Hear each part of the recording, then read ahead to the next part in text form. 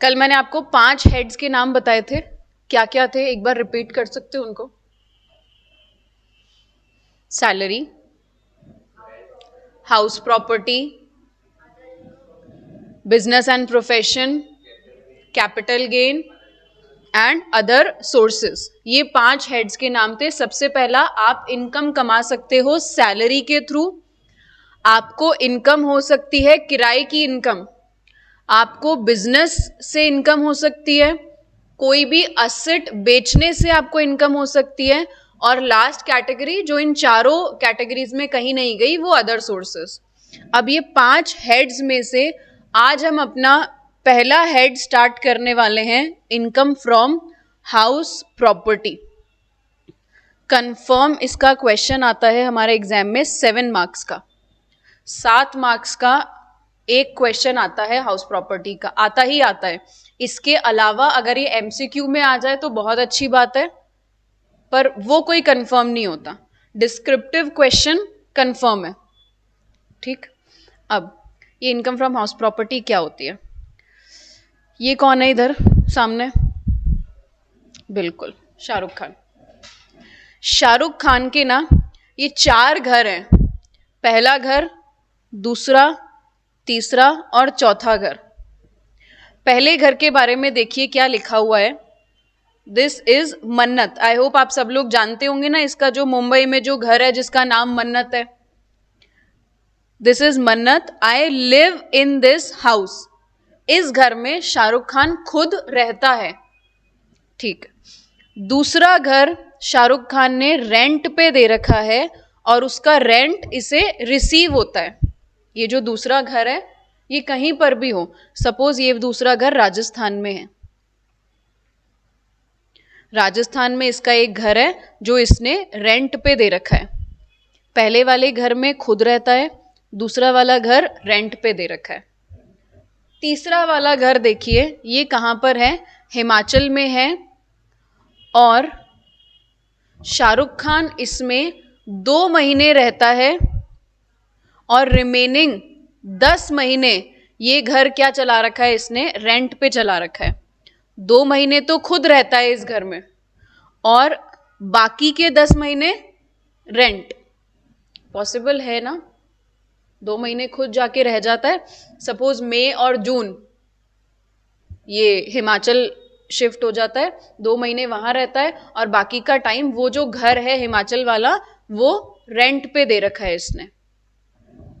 और जो लास्ट घर है वो इसने किसी प्रोडक्शन यूनिट को दे रखा है। किस काम के लिए?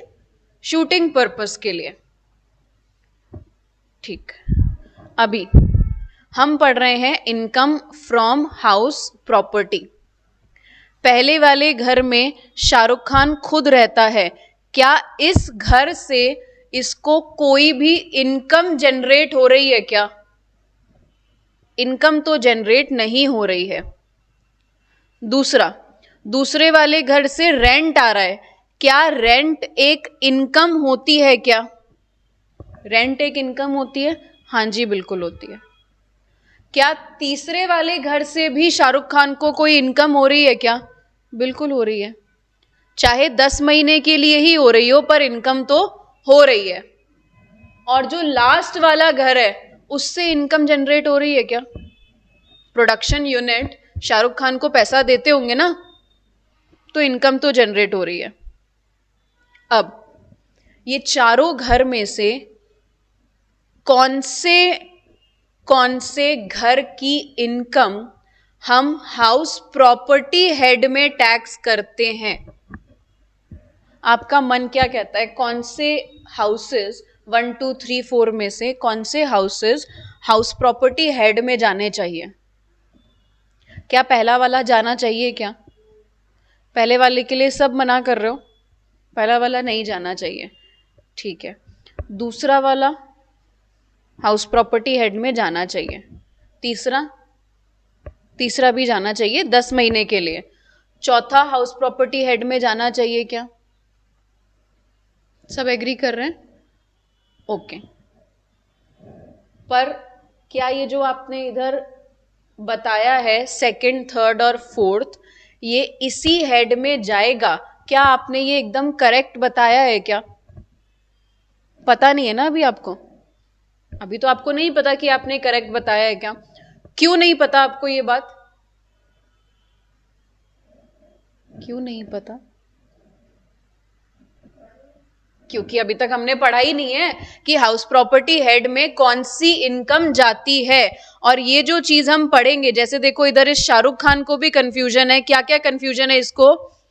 I am confused that under which head, income tax के 5 हेड्स होते हैं, 5 में से कौन से हेड में इसे इनकम कंप्यूट करनी है? क्या इसे मन्नत वाले घर के लिए भी इनकम कंप्यूट करनी होगी क्या? हिमाचल वाले घर का क्या ट्रीटमेंट होगा जो 2 महीने तो खुद रह रहा है, 10 महीने रेंट पे दे रखा है? हिमाचल वाले घर का क्या ट्रीटमेंट होगा? क्या एक्चुअल रेंट को इनकम मानें क्या, या कोई और तरीका है जो इनकम टैक्स डिपार्टमेंट ने बताया है? क्या इसकी इनकम एक से ज्यादा हेड में जानी चाहिए क्या? मतलब क्या ये चांसेस हैं कि इसकी इनकम हाउस प्रॉपर्टी के अलावा भी किसी हेड में जाए? क्या ऐसा पॉसिबल है कि इसकी इनकम पीजीबीपी हेड में भी जा सकती है क्या? क्वेश्चन मार्क, पता ही नहीं है। शाहरुख खान पे भी क्वेश्चन मार्क लगा हुआ है। तो हमारा पूरा इनकम टैक्स कौन संभालता है? कौन है ये लेडी?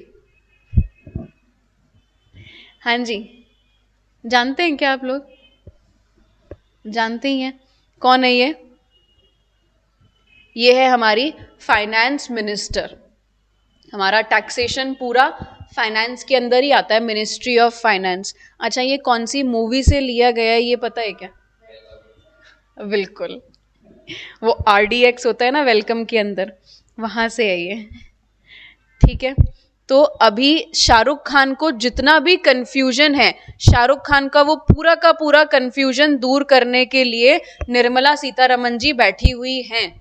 क्योंकि निर्मला सीतारमन जी है हमारी फाइनेंस मिनिस्टर, और हमारा जो टैक्सेशन है वो मिनिस्ट्री ऑफ फाइनेंस के अंडर ही आता है। ठीक, नो, इनकम टैक्स का सॉरी हाउस प्रॉपर्टी का सेक्शन क्या? 22 से 27। 22 से 27 में जो पहला सेक्शन है उसे हम बोलते हैं चार्जिंग सेक्शन। चार्जिंग सेक्शन, हर हेड का, कितने हेड पढ़े हैं हमने? 5 हेड। हमको 5 हेड पढ़ने हैं। पांचों हेड का जो पहला सेक्शन है ना वो चार्जिंग सेक्शन होगा। और चार्जिंग सेक्शन क्या बात करता है कि इस हेड में इनकम कब आएगी। चार्जिंग सेक्शन से ही आप ये बताओगे कि शाहरुख खान के इन चारों में से कौन से घर की इनकम हाउस प्रॉपर्टी हेड में आएगी। ये आप कौन से सेक्शन से बताओगे? चार्जिंग सेक्शन से। और हाउस प्रॉपर्टी का चार्जिंग सेक्शन क्या है? पहला सेक्शन यानी कि 22, जहां से हाउस प्रॉपर्टी शुरू होता है। हर हेड का फर्स्ट सेक्शन चार्जिंग सेक्शन कहलाता है। ठीक, तो अभी हम लिखना स्टार्ट करते हैं, साथ साथ में आप लिखेंगे। नोटबुक निकालिए और हेडिंग लगाइए income from house property. Income from house property, section 22 से 27।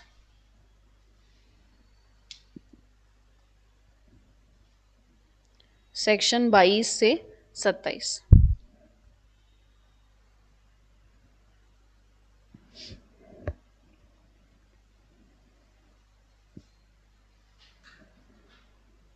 Income from house property section 22 to 27। House property हम कैसे कैसे पढ़ेंगे वो मैंने इधर आपको टॉपिक्स के साथ में चीजें लिखी हुई है। सबसे पहले हम पढ़ते हैं चार्जिंग सेक्शन, जो कि है सेक्शन 22। सेक्शन 22 आपको बताएगा हाउस प्रॉपर्टी हेड में इनकम कब टैक्सेबल होती है। और दूसरी बात, हाउस प्रॉपर्टी बोलते किसको हैं? अभी तक तो हमें इनफैक्ट ये भी नहीं पता कि हाउस प्रॉपर्टी क्या होती है। पता है क्या सबको? अच्छा चलो मैं अलग अलग एग्जाम्पल देती हूँ। ये DCC की बिल्डिंग, हाउस प्रॉपर्टी है क्या? यस और नो? डीसीसी की जो ये बिल्डिंग है, क्या ये हाउस प्रॉपर्टी है क्या? नहीं, मना कर रहे हो, नहीं है, ठीक है। आपका जो घर है, क्या वो हाउस प्रॉपर्टी है क्या? हाँ, ठीक है।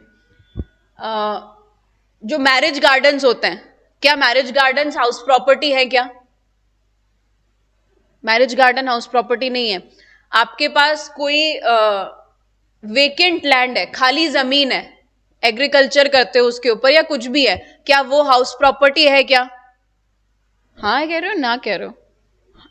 आधे लोग हाँ कह रहे हैं, आधे लोग ना कह रहे हैं, ठीक है। इसके अलावा जैसे कहीं पर कोई एग्जीबिशन लग रही है, एग्जीबिशंस लगती है ना, तो वो एग्जीबिशंस में एक ऐसा स्ट्रक्चर बनाते हैं ना जिसमें लोग बाग, मान लो कोई एग्जीबिशन अगर 1 हफ्ते की है तो वो लोग बाग रहते भी वहीं पर हैं, 1 हफ्ता वो उसी टेंट के अंदर ही रहते हैं जहां वो अपना सामान लगाते हैं एग्जीबिशन का। क्या वो एग्जीबिशन वाले टेंट्स हाउस प्रॉपर्टी कहलाते हैं क्या? पता नहीं। तो इसका मतलब अभी नहीं पता हमें कि हाउस प्रॉपर्टी भी क्या होती है। हमारा मन तो बोल रहा है हमें पता है, हाउस प्रॉपर्टी मतलब घर, हर घर हाउस प्रॉपर्टी नहीं होता, ठीक है। ये सारी बातें कौन बताएगा? सेक्शन 22 चार्जिंग सेक्शन ही आपको बताएगा हाउस प्रॉपर्टी क्या होती है, हाउस प्रॉपर्टी की कौन सी वैल्यू पे टैक्स लगेगा, और क्या क्या हाउस प्रॉपर्टीज इस हेड में आती है, ठीक। Section 22 charging section. दूसरे पे हम पढ़ेंगे टाइप्स ऑफ हाउस प्रॉपर्टी, इसका कोई सेक्शन नहीं है।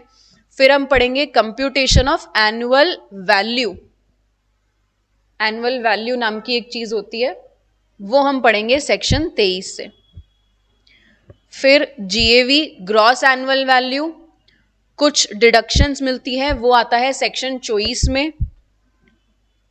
इंटरेस्ट ऑन लोन भी सेक्शन 24, इंटरेस्ट जो आप इंडिया के बाहर पे करते हो वो सेक्शन 25, रिकवरी 25A, को ओनरशिप 26 और डीम्ड ओनरशिप 27। अभी केवल ये ऐसा लगेगा कि भाई आप बोले जा रहे हो और हम सुने जा रहे हैं, क्योंकि अभी हमको पता ही नहीं है इन सब चीजों का बेसिक भी।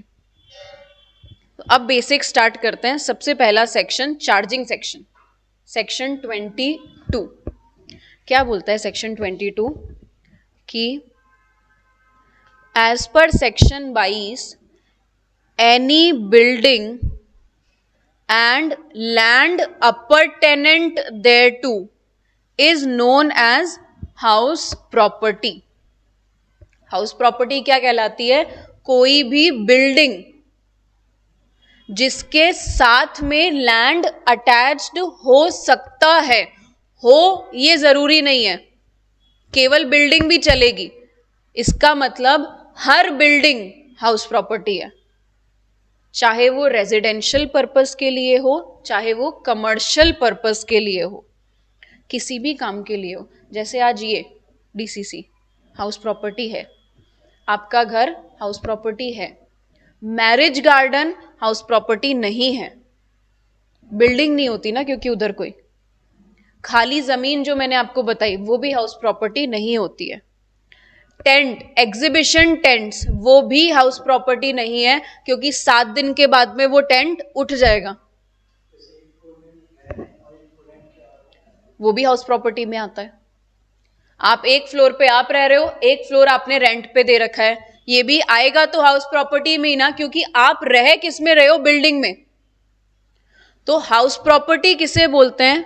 अभी हम सबसे पहले बस यही देख रहे हैं, हाउस प्रॉपर्टी किसे बोला जाता है? कोई भी बिल्डिंग, कोई भी बिल्डिंग हो उसे हाउस प्रॉपर्टी बोलते हैं। बिल्डिंग के साथ में जो लैंड है ना, किस काम के लिए? गार्डन के लिए, गैराज के लिए, पार्किंग वगैरह का जो स्पेस होता है ना हमारे घर के बाहर, थोड़ा सा भाई गार्डन के लिए थोड़ा सा स्पेस होता है, पार्किंग के लिए थोड़ा सा स्पेस होता है, वो पूरा एरिया। जैसे आज आपसे कोई पूछेगा कि आपका घर का टोटल एरिया क्या है, तो आप कंप्लीट काउंट करके बताते हो, पूरी बाउंड्री बाउंड्री काउंट करके बताते हो आप कि हमारा घर भाई 400 गज का है या 500 गज का है, ऐसा करके आप पूरी बाउंड्री टू बाउंड्री उसको कैलकुलेट करते हो ना, तो वो टोटल क्या कहलाता है? House property. पूरा एरिया हाउस प्रॉपर्टी कहलाएगा, ठीक। मतलब अगर बिल्डिंग नहीं है तो हाउस प्रॉपर्टी नहीं है। अब आगे, इस हाउस प्रॉपर्टी की जो एनुअल वैल्यू आप कंप्यूट करोगे, एनुअल वैल्यू कैसे कंप्यूट करेंगे? सेक्शन 23 से, अभी हमने जो ऊपर लिखा, computation of annual value, section 23। इस हाउस प्रॉपर्टी की एनुअल वैल्यू पे टैक्स लगता है। तो अब आप मुझे बताओ, एनुअल वैल्यू पता है क्या होती है? वो वैल्यू जो म्यूनिसिपैलिटी होती है ना, आपका जो नगर निगम है, वो जो वैल्यू डिसाइड करता है आपके घर की। आज जैसे सपोज ये आपका घर, ठीक है, मान लेते हैं कि ये आपकी एक कॉलोनी है पूरी, ठीक। आपकी कॉलोनी में ये 2 घर रेंट पे चल रहे हैं और आपका घर रेंट पे नहीं है, इसमें आप खुद रह रहे हो, बट आपकी पूरी कॉलोनी की एक वैल्यू होगी ना कि भाई इस कॉलोनी में, इस एरिया में जो मकान है उसकी इतनी वैल्यू है। कौन डिसाइड करेगा? म्यूनिसिपैलिटी डिसाइड करती है। जो म्यूनिसिपल अथॉरिटी है वो एरिया वाइज, कि आज सी स्कीम एरिया में जो भी घर है उसकी इतनी वैल्यू है। बेचने की वैल्यू नहीं बता रही हूं ये मैं आपको, सेलिंग रेट नहीं उस घर की। उस घर में अगर रेंट जाता है, एक होता है rent controlling authority, rent controlling authority होती है, वो रेंट डिसाइड करती है, स्टैंडर्ड रेंट। स्टैंडर्ड रेंट मतलब हर घर का इतना रेंट तो होना ही होना चाहिए। ये किस बेसिस पे डिसाइड होता है? जिस एरिया में वो घर है उस बेसिस पे डिसाइड होता है। तो अब शाहरुख खान अपने मन्नत वाले घर में खुद रहता है, नो डाउट, बट क्या उसके घर की कोई एनुअल वैल्यू होगी क्या? डेफिनेटली होगी। और अगर एनुअल वैल्यू है ना तो आपको हाउस प्रॉपर्टी हेड में कंप्यूटेशन करनी पड़ेगी। दैट मीन्स शाहरुख खान का पहला वाला घर हाउस प्रॉपर्टी हेड में आएगा, दूसरा वाला घर भी आएगा, तीसरा वाला घर भी आएगा। अब चौथा वाला घर, उसके बारे में बात करते हैं। 4th हाउस का क्या ट्रीटमेंट है? चार्जिंग सेक्शन में कुछ उसके बारे में भी लिखा हुआ है क्या? तो देखो इधर हमने यहां तक का पढ़ लिया, annual value of such property will be taxed under section 22। आगे बोला provided such property is not used for business or profession purpose। Shahrukh Khan का जो चौथा वाला घर था ना, वो उसने प्रोडक्शन यूनिट को दे रखा था, और वो प्रोडक्शन यूनिट को देना अगर शाहरुख खान का बिजनेस है तब तो 4th वाला हाउस इसमें काउंट नहीं होगा। पर अगर वो शाहरुख खान का बिजनेस नहीं है तो काउंट हो जाएगा। दैट मीन्स अगर आप बिजनेस पर्पस के लिए रेंट पे देते हो ना, बिजनेस पर्पस किसका? आपका। रेंट पे देना आपका बिजनेस पर्पस है। जैसे कि पीजी जो होते हैं, वो पीजी आपका बिजनेस पर्पस है अगर, तो पीजीबीपी हेड में जाता था पहले। अब बिजनेस वाला भी अगर आप रेजिडेंशियल के लिए दे रहे हो तो हाउस प्रॉपर्टी में ही जाएगा, पर बिजनेस वाला अगर आप कमर्शियल के लिए दे रहे हो, जैसे फॉर एग्जाम्पल मेरे पास एक घर है, उसमें किसी पर्सन ने अपना गोडाउन ओपन कर रखा है, तो गोडाउन क्या हुआ? वो कमर्शियल यूज के लिए हो गया, है ना, कमर्शियल यूज के लिए हो गया। मेरा बिजनेस है रेंट पे देना, तो ये मेरी जो इनकम है ना, ये हाउस प्रॉपर्टी हेड में नहीं जाएगी। फिर कौन से हेड में जाएगी? पीजीबीपी हेड में जाएगी, बिजनेस और प्रोफेशन हेड में जाएगी। ठीक है, हमें कैसे पता लगेगा? क्वेश्चन बताएगा हमें तो कि ये घर बिजनेस पर्पस के लिए काम में आ रहा है। हमें क्वेश्चन स्पेसिफिकली बता देगा कि ये वाला घर या ये वाली यूनिट बिजनेस पर्पस के लिए काम में आ रही है। बिजनेस वाली को हमें सेक्शन 22 मतलब हाउस प्रॉपर्टी में टैक्सेबल नहीं करना। वो कहाँ टैक्स होगी? सेक्शन 28 पीजीबीपी हेड में। ठीक, चार्जिंग सेक्शन सबको क्लियर हुआ? क्या बोला charging section? Any building and land appurtenant thereto is house property. कोई भी बिल्डिंग हाउस प्रॉपर्टी कहलाएगी। उस बिल्डिंग की एनुअल वैल्यू पे टैक्स लगेगा। मतलब हमें पहले आइडेंटिफाई करना है हाउस प्रॉपर्टी है क्या। हाउस प्रॉपर्टी कब होगी? जब बिल्डिंग होगी। फिर हमें उस बिल्डिंग की एनुअल वैल्यू निकालनी है। उस एनुअल वैल्यू पे टैक्स लगाना है हाउस प्रॉपर्टी हेड में, अगर वो बिजनेस पर्पस के लिए नहीं दी गई है तो। अगर बिजनेस पर्पस के लिए दी गई है तो पीजीबीपी। इतना सब समझे क्या? समझ गए? जिनको नींद आ रही है तो थोड़ा ऐसे ऐसे ऐसे, ऐसे कर लो। नींद आना तो जेन्युइन है, समय ही ऐसा है ना। ऐसे ऐसे ऐसे सब कर लो, अपनी आंखों को ऐसे ऐसे कर लो पर नींद नहीं लेना, जागो, जागने की हैबिट डालो अब। ठीक है, कुछ एक्स्ट्रा पॉइंट्स। लैंड अपर्टेनेंट का मतलब होता है बिल्डिंग से कनेक्टेड जो लैंड होता है वो।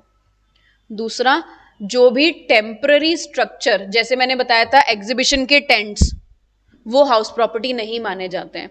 कोई भी इनकम्प्लीट यूनिट है, इनकम्प्लीट यूनिट मतलब जैसे मान लीजिए आपका घर है, फर्स्ट फ्लोर और सेकंड फ्लोर बना हुआ है, रहने लायक कंडीशन में है, थर्ड फ्लोर अंडर कंस्ट्रक्शन चल रहा है, तो हाउस प्रॉपर्टी में केवल फर्स्ट और सेकंड फ्लोर की वैल्यू आएगी, थर्ड फ्लोर की नहीं आएगी। इनकम्प्लीट यूनिट्स को हाउस प्रॉपर्टी नहीं माना जाता है। ठीक। तीसरा, खाली जमीन हाउस प्रॉपर्टी में नहीं आएगी, अदर सोर्सेज में जाती है। तो मैरिज गार्डन्स वाले जो भी है ना, उनकी इनकम अदर सोर्सेज में जाती है। मैरिज गार्डन वाले जो हैं, अगर वो उनका बिजनेस है जो कि जनरली होता है, तो फिर पीजीबीपी में जाएगा, वरना अदर सोर्सेज में चला जाएगा। सबलेटिंग, सबलेटिंग का मतलब क्या होता है? आपने कोई फ्लैट सपोज 10,000 में किराए पे लिया और आपने फर्दर उसे 12,000 पे किराए पे चढ़ा दिया, तो जो 2,000 है वो आपकी इनकम हुई। भाई 10,000 आप पे कर रहे हो, 12,000 आपको मिल रहा है, आपकी इनकम कितनी हुई? 2,000। ये 2,000 सबलेटिंग की इनकम कहलाती है, और ये भी अदर सोर्सेज में जाती है, हाउस प्रॉपर्टी में नहीं जाती। सबलेटिंग अदर सोर्सेज में जाता है, पीजीबीपी में भी नहीं जाता, क्योंकि सबलेटिंग किसी का बिजनेस नहीं होता, ऐसा इनकम टैक्स ने माना है। ठीक। लास्ट वाला पॉइंट सेक्शन 27 के साथ ही समझेंगे हम, डीम्ड ओनर का। इतना समझ में आया? चार्जिंग सेक्शन, ये अभी तक चार्जिंग सेक्शन ही था, सेक्शन 22। कोई भी बिल्डिंग जिसके साथ में लैंड अटैच्ड है, उसकी एनुअल वैल्यू को हम टैक्स करेंगे सेक्शन 22 में। शर्त है वो बिल्डिंग बिजनेस पर्पस के काम में नहीं आनी चाहिए। टेम्पररी स्ट्रक्चर और इनकम्प्लीट यूनिट्स को हाउस प्रॉपर्टी नहीं माना जाता है। खाली जमीन या सबलेटिंग से इनकम होती है, वो भी हाउस प्रॉपर्टी में नहीं आती है। लास्ट टॉपिक पढ़ लेते हैं आज का, types of house property. House property कितने तरीके की होती है? 2 तरीके की हाउस प्रॉपर्टी होती है। पहला, सेल्फ ऑक्यूपाइड, जिसमें आप खुद रह रहे हो, जैसे शाहरुख खान का मन्नत वाला घर, उसमें वो खुद रहता है ना, खुद रहता है, इनकम नहीं होती, पर फिर भी हाउस प्रॉपर्टी हेड में उसको कंप्यूटेशन करनी है। क्यों क्यों करनी है कंप्यूटेशन? इनकम नहीं है, फिर भी हाउस प्रॉपर्टी हेड में कंप्यूटेशन क्यों करनी है? हम तो इनकम टैक्स पढ़ रहे हैं, जो लगता ही तब है जब इनकम होती है। एनीबडी? आप पढ़ चुके हो, आपको इसका आंसर पता है, मतलब पढ़ तो चुके हो, पता ही नहीं पता है वो मुझे नहीं पता है। हाँ जी, क्योंकि वो बिल्डिंग है। ओए हाय हाय, हाँ थोड़ा, क्योंकि कोई एनुअल वैल्यू तो होगी ना उसकी, एनुअल वैल्यू आप ऊपर सेक्शन 22 में पढ़ के आए हो ना, एनुअल वैल्यू। तो चाहे शाहरुख खान खुद रहे, चाहे उसकी बीवी रहे, चाहे बच्चे रहे, कोई भी रहे, प्रॉपर्टी की तो एक एनुअल वैल्यू होगी ना।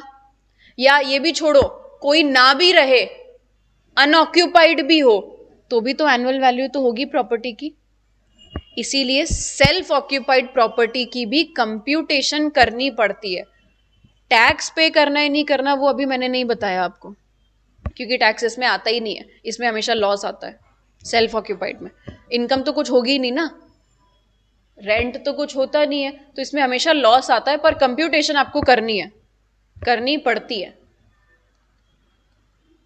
तो पहली कैटेगरी क्या हो गई, सेल्फ ऑक्यूपाइड। सेल्फ ऑक्यूपाइड मतलब जिसमें असेसी, असेसी कौन होता है, टैक्स पे करने वाला, जिसमें असेसी खुद या उसके फैमिली वाले रहते हैं, ऐसी प्रॉपर्टी को बोला जाता है सेल्फ ऑक्यूपाइड प्रॉपर्टी। ठीक, जैसे मन्नत। मन्नत एक सेल्फ ऑक्यूपाइड प्रॉपर्टी थी, लेकिन फिर भी हाउस प्रॉपर्टी में आएगा क्योंकि उसकी एनुअल वैल्यू है। ठीक, और दूसरी कैटेगरी में कौन आता है, लेट आउट, मतलब जो आपने किराए पे दे रखी है, ये तो जेन्युइन, ये तो सबके ही दिमाग में आ जाएगा। लेट आउट, जो असेसी ने रेंट पे दे रखा है, वो प्रॉपर्टी। तो हाउस प्रॉपर्टी कितने टाइप की, दो टाइप की हाउस प्रॉपर्टी हुई, self occupied and let out. अभी सेल्फ ऑक्यूपाइड प्रॉपर्टी में ना हमेशा लॉस आता है, हमेशा। क्यों लॉस आएगा, क्योंकि नो डाउट एनुअल वैल्यू तो है, पर कोई इनकम है क्या, तो एनुअल वैल्यू अल्टीमेटली जीरो हो जाती है। एनुअल वैल्यू जीरो, अब सपोज आपने घर के लिए कोई लोन ले रखा है, तो वो लोन आपका खर्चा है ना, खर्चा दिखाओगे तो नेगेटिव में आएगा, नेगेटिव का मतलब लॉस। तो सेल्फ ऑक्यूपाइड प्रॉपर्टी में हमेशा क्या आता है, लॉस आता है। लॉस को आप इनकम से सेट ऑफ करोगे, जो मैंने कल आपको एक पूरा स्ट्रक्चर बताया था कंप्यूटेशन ऑफ इनकम का, जिसमें आप सेट ऑफ करते हो लॉसेस का। लॉस को आप इनकम से सेट ऑफ करोगे तो आपकी इनकम कम हो जाएगी। वैसे तो आप कितनी हाउस प्रॉपर्टी शो कर दोगे ना, आप शो कर दोगे मेरे पास 4 हाउस प्रॉपर्टी है सेल्फ ऑक्यूपाइड, चारों के लॉस को आप दूसरी इनकम से सेट ऑफ करोगे ना। बात समझ रहे हो, आप क्या करोगे, आप टैक्स प्लानिंग करोगे। आप नहीं भी होगी तो भी 4 हाउस प्रॉपर्टीज दिखा दोगे सेल्फ ऑक्यूपाइड। शो करने में क्या जाता है ना, डॉक्यूमेंटेशन ही तो चाहिए, वो तो मैनिपुलेट कर सकते हैं। आप अपने नाम पर 4 या 5 या 6 10 कितनी सेल्फ ऑक्यूपाइड प्रॉपर्टी दिखा दोगे, बिकॉज सेल्फ ऑक्यूपाइड प्रॉपर्टी में ऑलवेज क्या आता है, लॉस। आप उस लॉस को सेट ऑफ करना चाहोगे, पर क्या सरकार बेवकूफ है, नहीं, बिल्कुल भी नहीं है ना। तो उसने इस चीज के ऊपर कोई प्रोविजन तो बनाया होगा। प्रोविजन क्या बनाया है कि आप maximum 2 house properties self occupied ले सकते हो, बस। मैक्सिमम आप कितनी प्रॉपर्टीज सेल्फ ऑक्यूपाइड शो कर सकते हो, 2, भले ही आपकी एक्चुअल में कितनी भी हो। इनकम टैक्स के लिए आप मैक्सिमम 2 हाउस प्रॉपर्टीज को ही सेल्फ ऑक्यूपाइड दिखा सकते हो, उसके आगे नहीं। जैसे सपोज हम इधर एग्जाम्पल लेते हैं, ये है संजम, ठीक है। संजम बहुत अमीर आदमी है, भयंकर। संजम के 4 घर है, ठीक। एक घर जयपुर में जिसमें संजम रहते हैं अपनी बीवी के साथ, सुखी समृद्ध जीवन अपना सीएमए बनने के बाद में, ऐसा अभी से नहीं, अभी तो छोटा है संजम, है ना, ठीक। फिर दूसरा घर भी जयपुर में ही है जिसमें संजम के बच्चे रहते हैं, और ऐसा बोला हम तुम्हारे साथ नहीं रहेंगे, हमें हमारा पर्सनल स्पेस चाहिए। संजय ने कहा हाँ खूब पैसा है, जाओ रह लो, दूसरे वाले घर में जाकर के रह लो। एक घर है संजम का जोधपुर में जिसमें इसके पेरेंट्स रहते हैं, और एक घर है उदयपुर में जो अनऑक्यूपाइड है, जिसमें कोई नहीं रहता, भूत रहते हैं। संजम कभी कभी कभी अगर इसको मन करे कि मुझे भाई घूमने जाना है, तो लेक साइड पे ही इसने बहुत सुंदर सा अपना घर बना रखा है।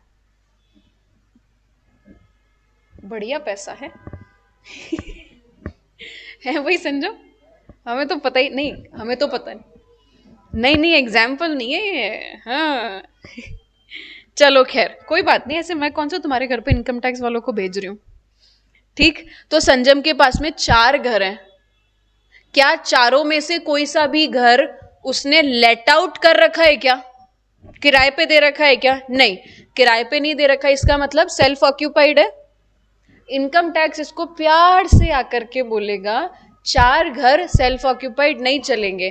कितने घर चलेंगे? केवल मैक्सिमम 2 घर सेल्फ ऑक्यूपाइड चलेंगे।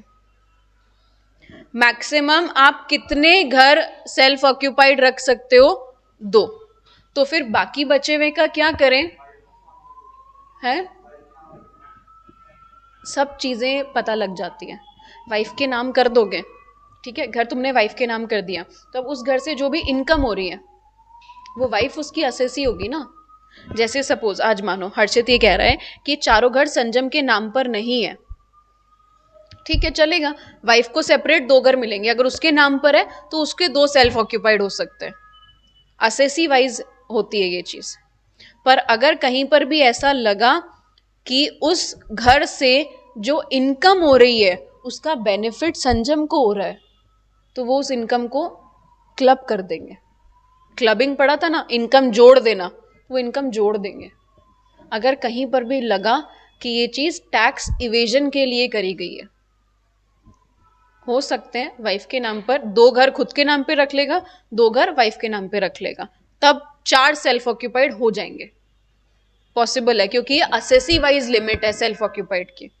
पर फिर बीवी को अपनी रिटर्न भरनी पड़ेगी, रिटर्न भरनी पड़ेगी, अपनी इनकम शो करनी होगी, वो सारा उसको करना पड़ेगा, कंप्लायंसेस, थोड़ी माथाफोड़ी हो जाती।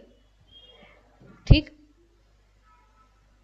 मैक्सिमम इनकम टैक्स एक पर्सन को कितना बोलता है? आपके नाम पर केवल 2 सेल्फ ऑक्यूपाइड हाउस प्रॉपर्टी हम एक्सेप्ट करेंगे। एक्चुअल में कितनी भी हो उसके लिए मना नहीं करा, तो जो रिमेनिंग 2 है उसका क्या करें? उसको हम लेट आउट मान लेंगे हम, मतलब इनकम टैक्स। ये हो जाती हैं deemed let out. Deemed let out, deemed word का मतलब होता है मान लेना।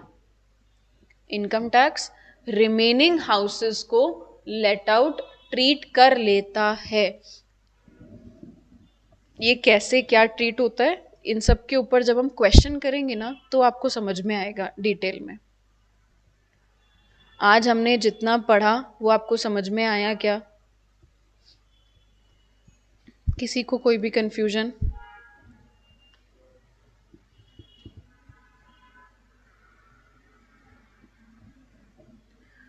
हाँ जी,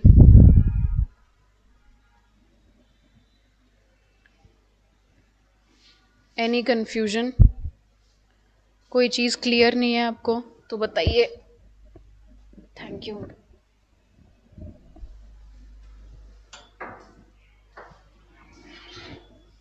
तो फिर आप एक काम करिए, इसको अभी लिख लीजिए क्योंकि हमारे पास तो समय बचा हुआ है, या घर जा करके लिख लें।